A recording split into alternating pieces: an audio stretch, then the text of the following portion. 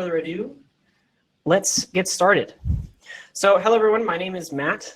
I'm a product manager here at Slemma, and we're going to be talking about how to analyze your CRM data and in relation to pipeline management and how do you manage your pipeline better, how do you make your salespeople work towards the same goals, and how do you do that using your historical data. Okay. We're going to go through a short introduction into Slemma, and we're going to go into a short introduction as to what problem we're trying to solve with the webinar. We're going to go into what is an ideal pipeline profile. We're going to go through how do you use analytics to build this profile, and then we're going to talk about at the end, once you know what you want your pipeline to look like, once you've identified for your company, for yourself, what does a healthy pipeline look like, then you're going to use tools like Slemma to monitor your salespeople and make sure that they're all working towards the same goal. Okay. So let's go. Introduction, Slemma, and why we're here. What is Slemma? Slemma is a reporting and analytics tool for SMBs.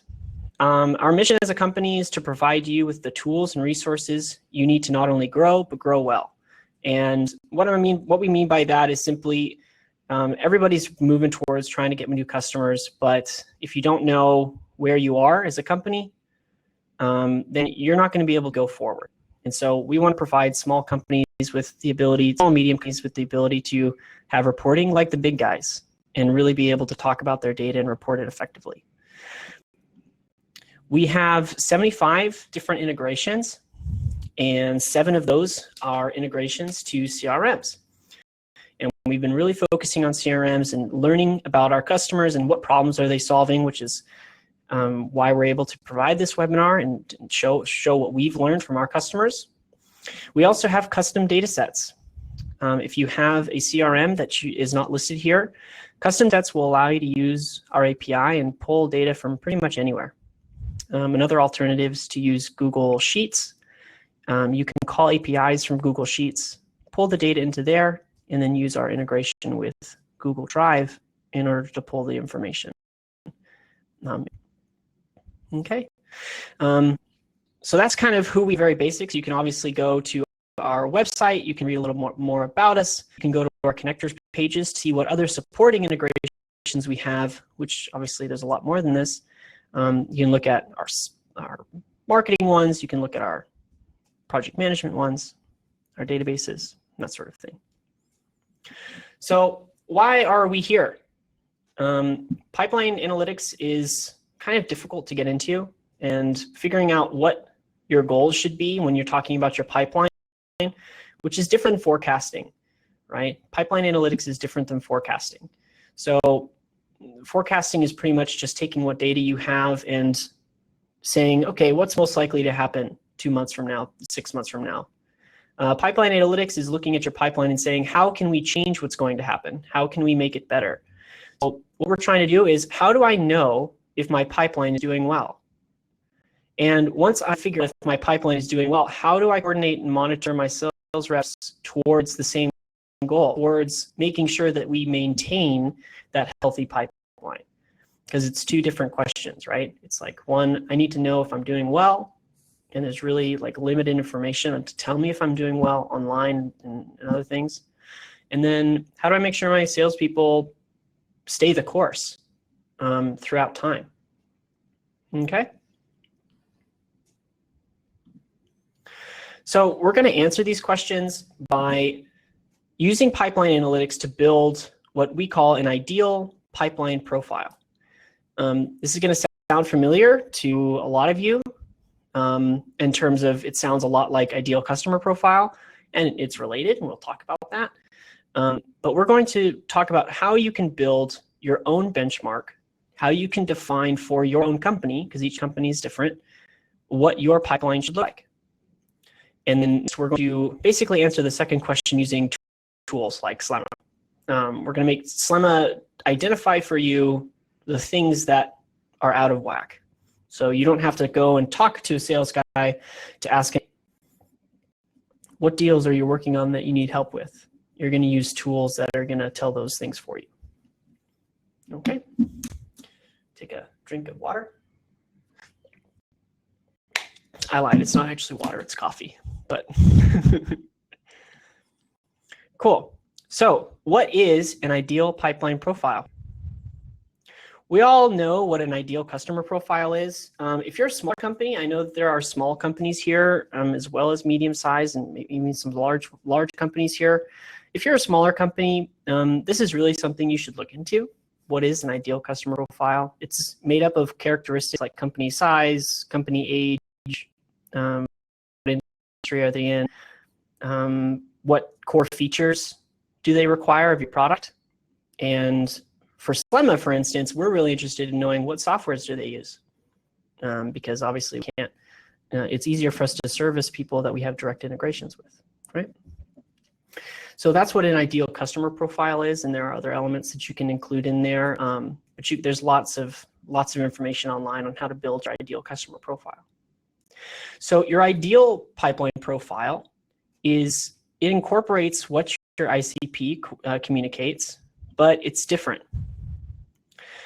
Instead of asking, what is my ideal customer profile, your pipeline profile will tell you what proportion of leads in your pipeline need to be ideal customers, need to be within this framework. It has a lot of different elements, all of the different metrics that you can possibly imagine. It's not enough to track them. You must imagine for a company, what is the ideal value that they should be? What's the ideal work? It's obviously, this is a subjective term, but what's the ideal work per conversion or per lead? What's the average deal size? What's the ideal win cycle? What's the ideal average time in stage to stage conversion? Obviously, your pipeline includes your sales goal for a period. And obviously, it also includes the actual build of your pipeline, the number and definition of stages. So your pipeline profile includes the actual structure of your pipeline as well. And then what's your win rate? And what's the total open deal value? So these are all things that you should be tracking and you should be thinking about as the sales manager. As you think about how do I improve pipeline, how do I improve my processes?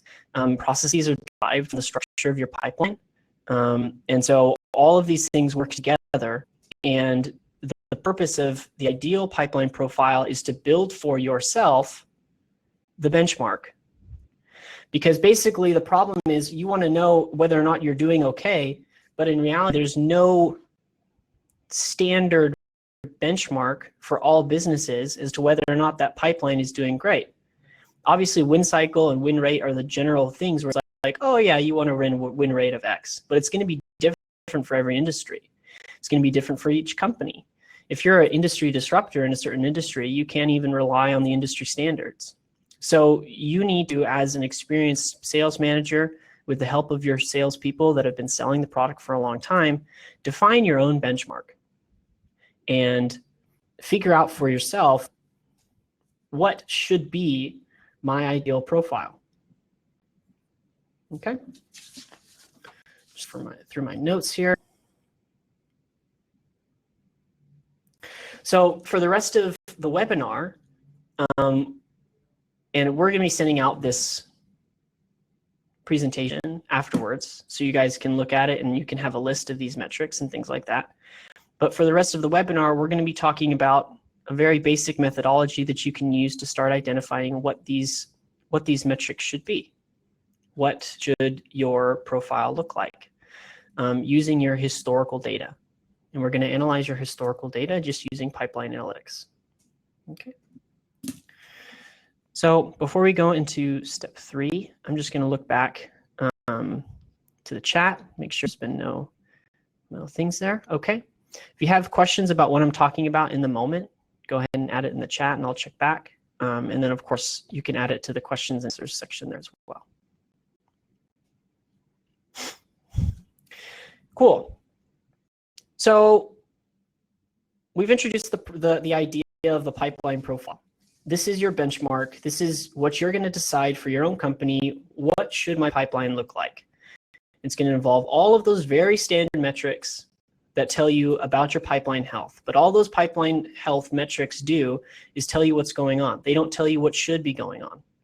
In order to analyze and understand what should be going on, you need to combine it with historical data and your intuition. You need to think about it. You're in this industry. You've been selling this product for a while. And if you haven't, talked to people that have. And you can build this pipeline profile to benchmark yourself. So we're going to start filling in these metrics through pipeline analytics. Pipeline analytics isn't a super hard to understand concept, but pipeline analytics, practice of using your historical pipeline data to find practices and eventually define your ideal pipeline profile. It's basically looking at the past and saying what happened and how does that affect what's going to happen in the future. We're going to be doing it through a very simple methodology, very simple, nothing crazy, things people try to overcomplicate it. It's not hard. We're going to ask two questions. How has X changed over time? And why has X changed over time? It's not enough to just know that average deal value has increased and think for a moment that things are going well because you're making more money per deal. You should think about the driving factors of deal value and understand whether or not as your company as a whole, is average deal value increasing a good thing? Because it might not be.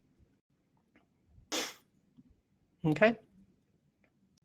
So we're going to be asking these two questions for three example attributes or profile of your pipeline profile: value, conversions, and time and stage. And I have a dashboard that we're going to go to. You'll get access to this shared file here so you can look at an example dashboard. And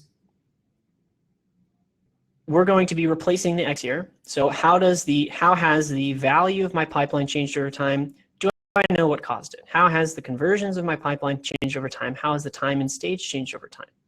And do we know why? Okay, but before we go into it, I just want to say one final thing about this X. There are a lot of different things, there are a lot of different things that this X could be. And this is something that you're going to have to decide for yourself. For your pipeline, it might be that the proportion of leads that are ideal customers is the most important driving factor in your pipeline. Not value or conversions or time and stage, but literally what percentage of your customers are within your ICP profile. So an example is this. For Slemma, we're a tool, right? So we're talking about CRM analytics, but Slemma, we service people in the payments industry that are reporting to their merchants. We have customers that are doing project management with us. We have marketing companies. We have pharmaceutical companies. So because we're a tool, like the industry, for instance, and in what proportion of our leads that come in through that fit inside our ICP profile, like our ICP is not as important as other companies. If you have a solution, if you're selling a solution for reporting in the dental industry, obviously that's going to be way more, and you want 100% of your leads in your pipeline to be with ideal customer profile. But for Slemma, it's not that important. For us, what's more important, for instance, is the potential value that we get, and does it fit within what we feel we're able to provide efficiently to our customers, right? Because there's implied services with a higher deal value. So are we able to provide those as a company? So yeah, so we're going to be going through these three, and we're going to be talking about it and talking about what kind of questions you can ask with these three examples. And but for you, they might be different. These are pretty standard. You should be tracking these anyway, but go to say like the core driving factor and conversion for your company might not be these three, or rather the core driving factor for a healthy pipeline. Okay, I'm gonna check back now. All right, good. I see we got a few more people joined. Welcome. Okay, cool. Let me take another swig of coffee. Okay. So this is an example dashboard. you can see that I have 3 tabs here. And obviously, I'm using Slemma. We have 3 tabs, one for value, one for conversions, and one for time and stage. So this is going to allow me as a sales manager to look at my pipeline from 3 different perspectives, because I've identified that these 3 perspectives are the most important when I'm talking about my pipeline's health. I need to know about these 3. The other factors, for instance, how many emails my workers are sending per lead, it's not so important for me. I've figured out that for my pipeline, it's not that important. But for me, value, conversions, and time and stage are the most important drivers for conversion. Okay, so let's practice, basically. Let's pretend. These 3 charts up in here give me an overview of what my pipeline has been doing over the past 12 months and currently. We can see that this blue bar is opportunity value. That's in the buckets of created by. So if a deal was created in May, it's being put into this bucket. Regardless of when it converted, if it was created in May, it'll be put into this bucket. Regardless of when it became a 1 deal, it'll be put into this bucket. It's one way of analyzing your segmenting your deals. There's other ways. And we can see that the open opportunity value in my pipeline has been increasing over time. So we want to, okay, opportunity value. There's more opportunities inside my pipeline. That's a good thing, right? There's more money to be made. But what value should we use for our ideal pipeline for this stage in the company's life cycle? We can see that 1 value has been increasing a little bit too. Ignore this value. I know it's impossible to have a -1 rate unless you're doing net, but it's because it's fake data. We can see that the 1 value is going up too. That's great, but we want to figure out why. Is it because the total opportunity value is the only thing that's changing? Or is it another driving factor of 1 value? And understanding the historics is going to allow me to choose the values that I should be putting in for my pipeline profile. And here's just some this is what's going on this month. The reason it's below is because it's literally April. So it's down 60% because we haven't finished April. Probably I should have this be the last 30 days, right? Instead of this month. That way it would be a more accurate look as to what's happening. So if I scroll down, I've built the dashboard so that these charts, all 7 of these charts, are the driving factor of this guy. There are other driving factors, but these make up what's going on overall in my company. We can see the win rate over time. That's great to know. How has my win rate changed over time? It really hasn't changed. So we know now that the increase in 1 value wasn't because the win rates changed.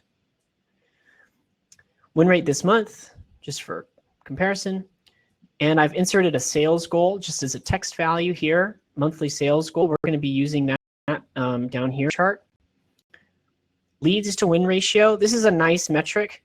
A lot of times people just do win rate, but secretly they're the same, right? So leads to win ratio is what's called an inverse of your win rate. So what you do is, in order to get this value, you take 1 and you divide it by your win rate. So you can see that they're the same. For every 1 deal, I win a quarter. So every 4 deals, I win 1. And then this says for every 4 leads, I win 1. I think I said that right. And here we have average opportunity value for this month, okay? But here we get the driving factor of this chart. We can see that open opportunity value has been increasing, and we can see that the driving factor for this change hasn't been we've been doing something or have more leads. It's the fact that the average deal value has been increasing. So my salespeople are letting deal into the pipeline that they believe will return a higher amount than they were letting into the pipeline previously. Over here in this chart, which we'll look at in a little second, this is a nice chart with the red lines here, but if these blue bars represent the number of leads I have in my pipeline. So we can see that it's definitely average deal value that's causing the change, because even the number of leads, the number of opportunities I have in my pipeline has been static. So when you see this value, you need to start thinking about why this change has occurred and whether or not it's good. Obviously, sales reps, when you're dealing with commissions and incentive programs, it's no secret, it's very basic, the fact they're going to want to sell the biggest deal for the largest amount of money in the shortest amount of time. But you as a sales manager need to think about the integrity of your company, the holistic view of your company. There are implied things by a higher average deal value, right? There are implied features. There's implied services. There's implied legal costs. When you're dealing with a larger company, they're going to need more things. They're going to need a better support system. They're going to need higher user administration features. And obviously, I'm talking more from like the software perspective, because that's my world, right? But and it's okay to have an average deal value, but you should know why it's happening, and it should be a choice. You should understand and think, we can service, we've discovered from this customer use that we actually can service bigger companies. So we're not going to try to convert a whole bunch of little ones. We're going to try to convert just the big ones. And so you've been successful in this case in increasing your average deal value, because you've proven that you actually can handle it.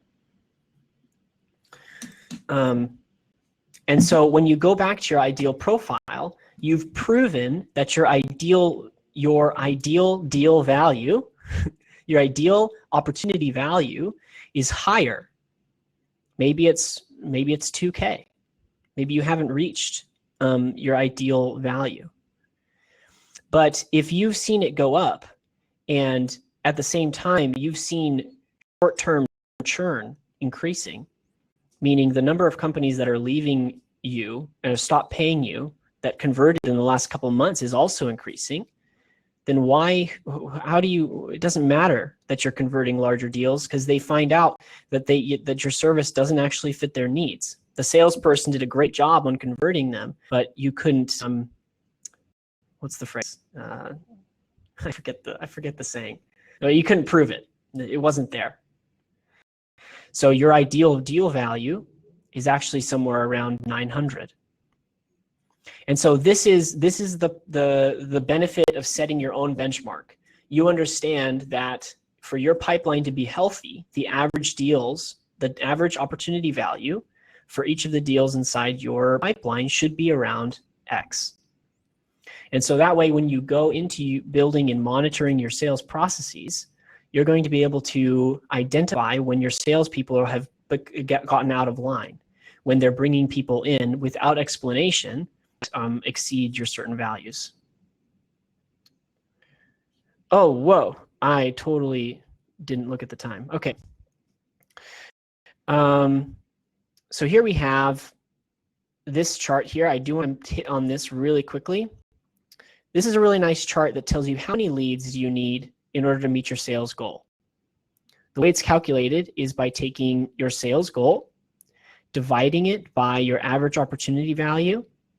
That'll tell you how many deals on average you need to reach the sales goal, and then multiply it by your leads to win ratio. This tells you how many leads you need for one deal.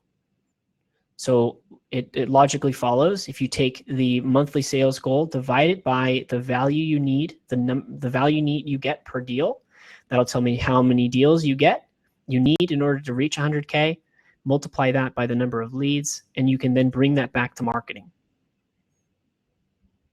You say to them, with our current leads to win ratio, with our current conversion rate, we need you to provide us with 253 leads per month. That obviously meet certain criteria. Okay. All right. Well, I am super in myself that I spent so much time on the value tab here. But if you have to leave, thank you for joining. We did start a little late. Please stop by the poll and tell me how I did, if it was valuable. But we are going to continue going here.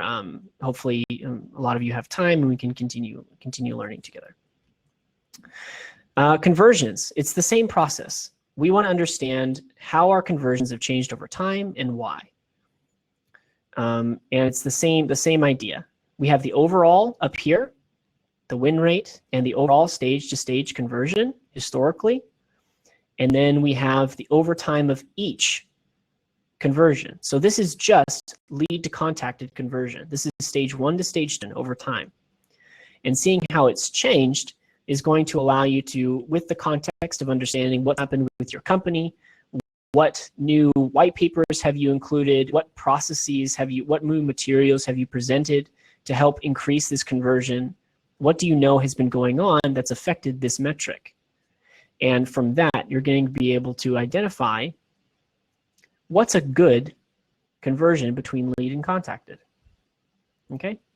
Even the stage-to-stage conversions, depending on the driving factors of your pipeline, should have ideal values. It's not enough to say we want it to be at least 40%, right? Because then people will think, oh, well, I'm going to surpass the value and try to get it to be 50%. But you don't want that as a goal, as a mindset in your sales reps, right? Because you don't want them to just convert these, to move through the stage willy-nilly. You want it to be a process-based flow. So the ideal value is just that. It's ideal. You want to be around this percent. If you try to get this percent to be too high, you're probably going to be neglecting other parts of your pipeline. So 40% is to say, this is enough. If we get to 40%, let's improve other parts of our pipeline. And that's why we call it ideal, not a goal, but ideal. Okay. When you're building your pipeline and you're building your profile, you're going to want to start to look at it from different avenues, right? So you need to understand that this average might be dragged down by a certain product. You want to be able to segment these values and understand your pipeline from different perspectives. Maybe it's being dragged by a certain salesperson. Maybe Pam is just the worst. Pam doesn't have anything past contacted and she's only converted to 5% for all time and with us for 3 months. Pam's the worst and she's pulling down our conversion rate. But Jim is the best. Jim has 50%. And we want that to be our ideal value. We're going to use that in our pipeline profile. And we're going to take the processes that he uses and model the rest of our salespeople after that. Okay? I'm actually going to skip time and stage because I think you guys get it. It's the same thing.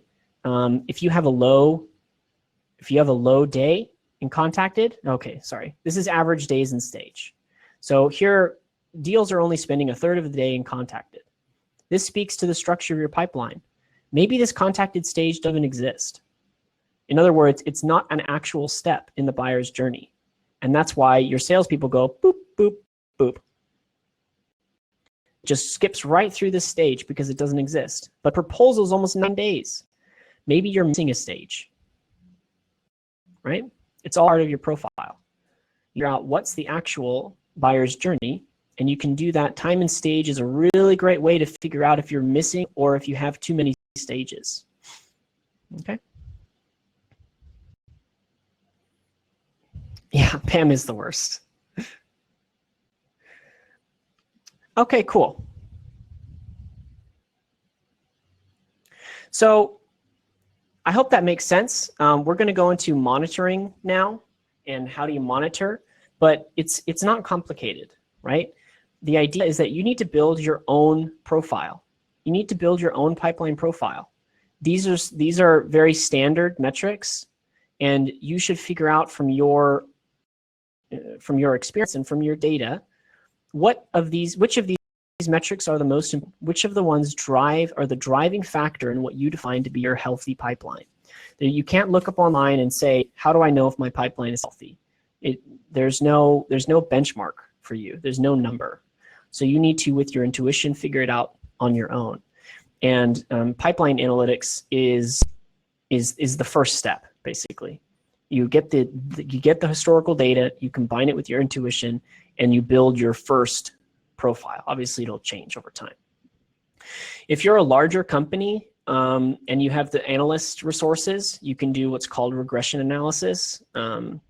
So regression analysis takes each of the factors here, and then they map it against win rate, and it will tell you the driving factors. One, whether or not the driving factor is significant. This is all like intermediate statistics. If you guys took that class in school, it'll be whether or not that value statistic, whether or not average work per conversion is statistically important to win rate. And if it is, how statistically important is it?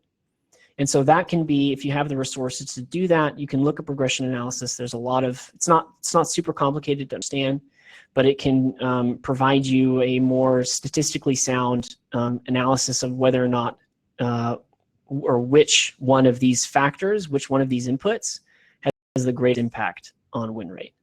But even that needs to be brought together with your intuition and your understanding of where the company is going. Because even win rate, just having a higher win rate doesn't mean you're going to be more successful as a company, right? Because churn might increase because you're just converting people willy-nilly. And churn is way harder to figure out than what's going wrong with your pipeline. Churn is like a nightmare to figure out what's going on wrong with churn. Okay. Cool. So let's talk about monitoring your pipeline next.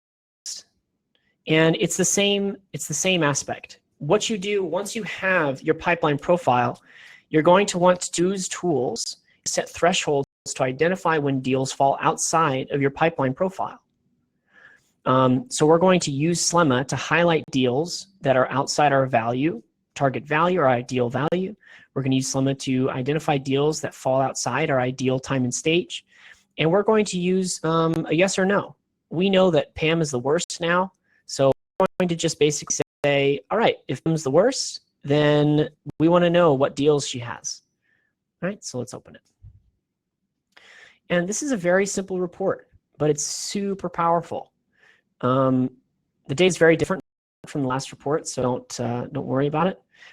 But it kind of communicates what you can do. So here we have average deal size. Let's just imagine that our ideal value is average, has what is our historical average. And then this is what's going on right now. So we can see that what's going on right now is pretty close to our historic average. So there's no huge problem going on right now. But we've identified that if they are 1.7 million, if they are above 1.7 million, this is the point at which we need to address them specifically. This is a lead, this is a deal that is outside our ideal customer, right? It takes into account your ICP. So we want to know about it. And so you're simply using Slemma to set thresholds and tell you what deals need your attention. And so when you see MTV is at 400K, this is below our ideal value. Actually, the tool will be for this person. This company doesn't need us, most likely. And so when your sales rep brought them into the sales process, brought them into the pipeline, they should have put a note as to why they broke the protocol. Why did they bring this person when they were outside the ICP? And when you know that 100% of the leads must be within your ideal customer profile before they enter into the pipeline. Okay. Time is the same thing. Once you have your pipeline profile, you'll understand what is the ideal time that a lead spends inside the lead stage, or a lead spends in the proposal stage. And when somebody is greater, it's if they're too low, like I'm not tracking if they're too low right here, but actually there could be downsides to them being too low within a stage. They spend too little time because the sales is just moving them through too quickly and not making sure that they've actually gone through that part of the buyer's journey. But here we're just talking about if they've spent too long in a stage, and we want to know about them. If it's a deal like Walmart, and they spent too long in leads, then we need to know about it. And so Slemma will tell you, hey, you've set the threshold of 3 days inside lead, and they're here for more than 3 days. So you can then go in and take steps. You can analyze your sales process to understand why did this lead not convert sooner, and you can bring in your best salesperson and things like that to help move them along. A couple other expected close date overdue. So the salesperson put in an expected close date, but it's overdue by 17 days. So you need to go talk to Dwight and understand why GE hasn't converted yet. Very simple, but it starts with the pipeline profile. If you don't have your benchmarks, if you don't decide for yourself what is a good, healthy pipeline, then you can't build these benchmarks. You can't use the tools to tell you when you want to know about a tool, when you want to know about a deal, because you don't know what a good deal looks like. You don't know what you want your pipeline to look like. And obviously this is just a yes or no. If it's Pam or if it's Phyllis, I want to know about it because they're the worst. So we see that Pam still hasn't converted any deals. She's been with us 3 months. She hasn't converted anything. Maybe we need to fire her. Maybe we need to make sure that she's following the processes and look deeper into it, and that sort of thing. Okay.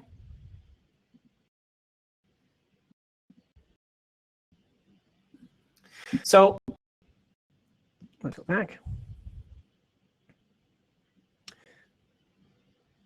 So to wrap up this section, it's really an offshoot. Once you understand the history, once you understand your ideal profile, you're going to be able to set benchmarks, and you'll be able to use tools like Slemma to help you monitor. You don't need to go to your salesperson and say, hey, how's it going? Is everything okay? And they'll tell you, yeah, everything's fine. Everything's great. We got this great deal. It's going to close in 2 weeks. It's going to be great. That doesn't tell you anything. That doesn't tell you what's not going well. They're not going to tell you that unless you drag it up them. So, but again, you can get a general feel of what's going on by just having a good report that tells you what deals are where. But that's provided by your CRM.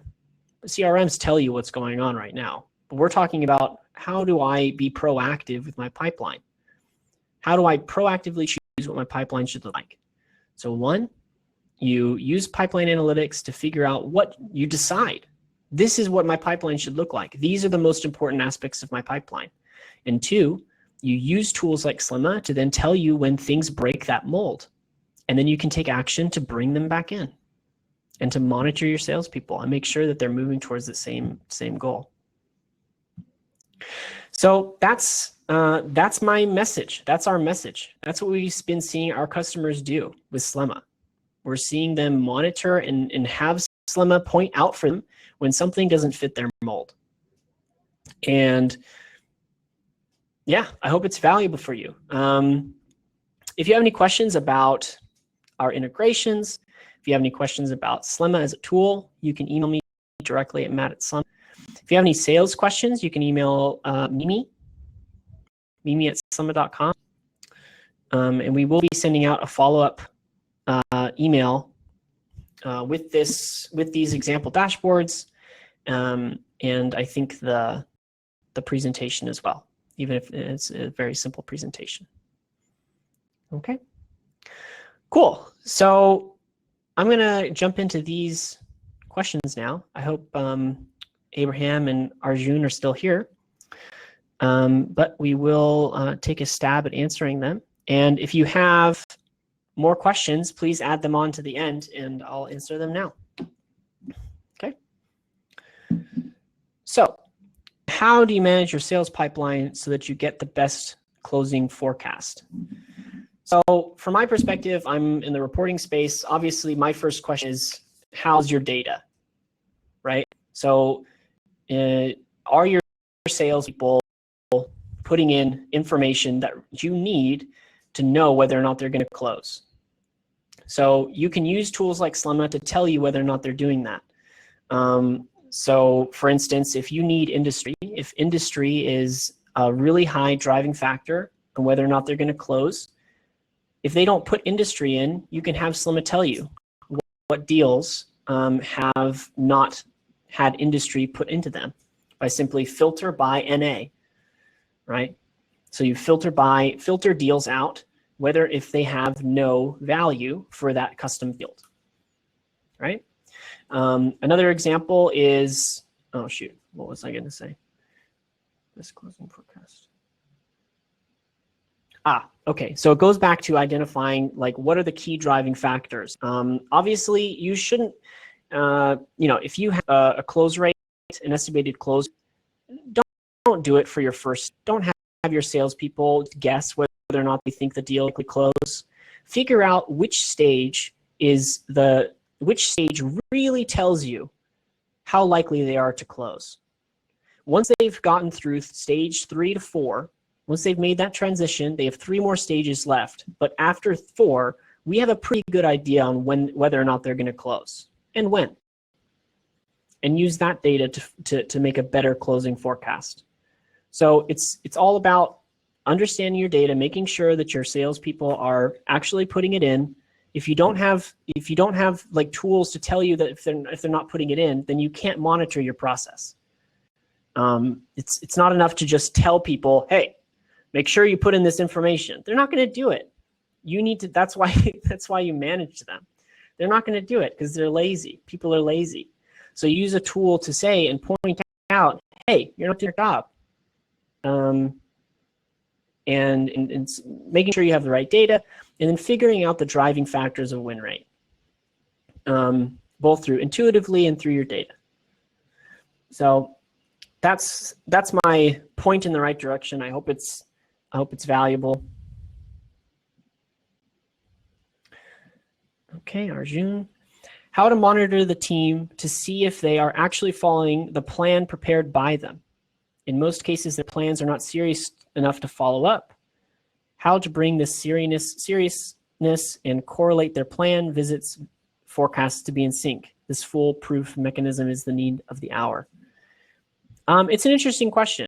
So I think what you're basically saying is your salespeople tell you, this is what I'm going to do, and then it's just kind of willy-nilly.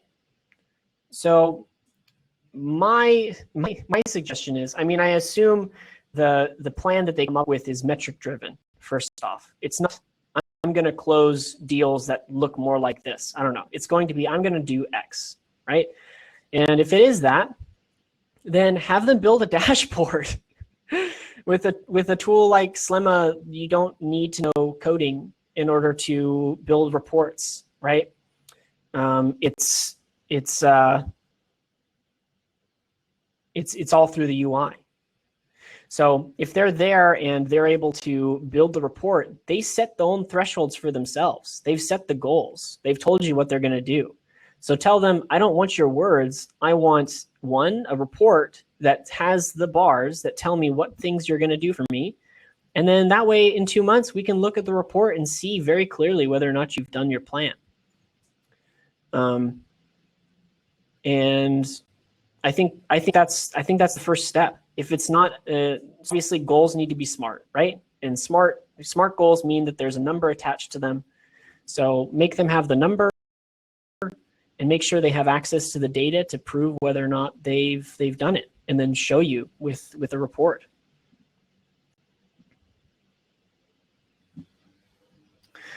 All right, cool. So we definitely went on over time. I got caught up in the how has my pipeline changed. That's because it's the coolest. The value paid tab is the coolest tab. I think it's really neat. So that was my fault, but it seems like a good portion of you stayed, so I hope it's valuable to you. Does anyone have any last questions?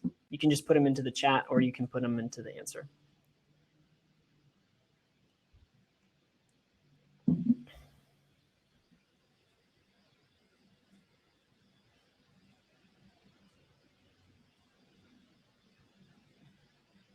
Okay, great. So thank you everyone for joining. Please stop by at the poll section and tell me whether or not it was valuable to you. And if you have any more questions, email me at matt@slemma.com. If you have sales questions, email Mimi at slemma.com. Thanks, everyone.